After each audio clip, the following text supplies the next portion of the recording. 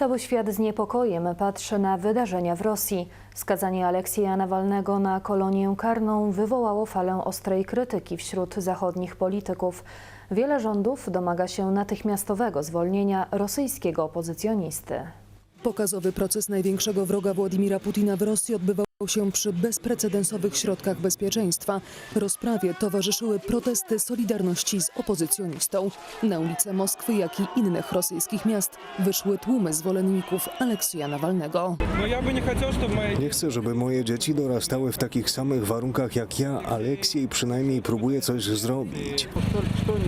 Aleksiej Nawalny został właśnie niesłusznie skazany. Kraj nigdy nie będzie wolny, jeśli wszyscy będziemy zachowywać się w ten sposób. Władze, sądy i wszyscy. Manifestacje były brutalnie tłumione przez OMON i wojsko. Tak było między innymi przed budynkiem Moskiewskiego Sądu Miejskiego. Wobec protestujących użyto policyjnych pałek. Pojawiły się także doniesienia o pobiciach. Zatrzymano ponad 1000 osób. Rzecznik Kremla Dmitrij Pieskow ocenił działania policji za uzasadnione. W ciągu ostatnich kilku dni spotykaliśmy się z wezwaniami do działań niezgodnych z prawem, więc podejmowane są działania, które mają zapobiec prowokacyjnym konsekwencjom. Tym bardziej, że sprawa z Nawalnym to inscenizacja, mówił szef rosyjskiego MSZ Siergiej Ławrow. Histeria, której byliśmy świadkami w związku z procesem w sprawie Nawalnego, jest przepełniona. Она, конечно же, зашкаливает. Ostatecznie sąd w Moskwie skazał Aleksieja Nawalnego na 2 lata i 8 miesięcy kolonii karnej. Sąd polecił wykonać wyrok, który w zawiasach był. Zauważa profesor Krzysztof Kubiak. Wyrok nie jest prawomocny. Adwokaci opozycjonisty zapowiedzieli złożenie apelacji. Mają na to 10 dni. Do czasu uprawomocnienia się wyroku Nawalny ma pozostać w areszcie śledczym. Pytanie oczywiście brzmi, czy on w tej kolonii przesiedzi tyle, ile mu zasądzono, w jakich warunkach będzie tam przebywał, to nam wiele powie. Zauważa Bogdan Pliszka z Polskiego Towarzystwa Geopolitycznego. Zachód krytykuje skazanie Nawalnego. Wiele rządów domaga się natychmiastowego zwolnienia rosyjskiego opozycjonisty.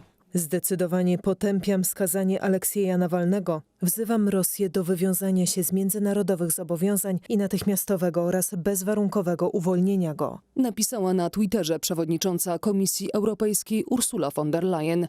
Słów krytyki nie szczędzą Niemcy, Francja, Włochy, Wielka Brytania i Stany Zjednoczone. Ponawiamy apel do rządu rosyjskiego o natychmiastowe i bezwarunkowe uwolnienie pana Nawalnego, a także setek innych obywateli Rosji niesłusznie aresztowanych w ostatnich tygodniach za zwykłe korzystanie z przysługujących im praw, w tym prawa do wolności słowa i pokojowych zgromadzeń.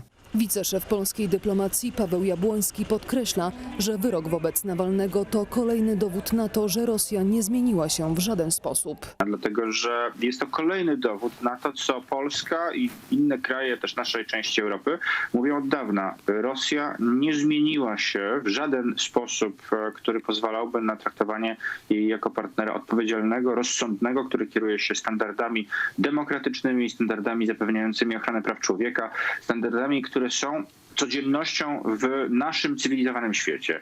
Tymczasem, jak wskazuje profesor Kubiak, Nawalny nie jest człowiekiem nowym na rosyjskiej scenie politycznej, a jego ostatnie projekcje wskazują, że poglądy niebezpiecznie blisko sytuują go wśród rosyjskich nacjonalistów. Zachód jest rozkochany w Nawalnym.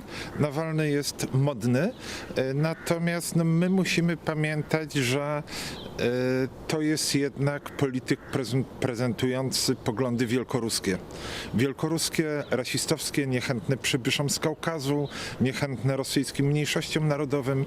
Nie jest to opowieść o szlachetnym rycerzu na białym koniu. Decyzja sądu dotyczy sprawy karnej, w której Nawalny został skazany na 3,5 roku za domniemaną defraudację funduszy francuskiej firmy Yves Rocher.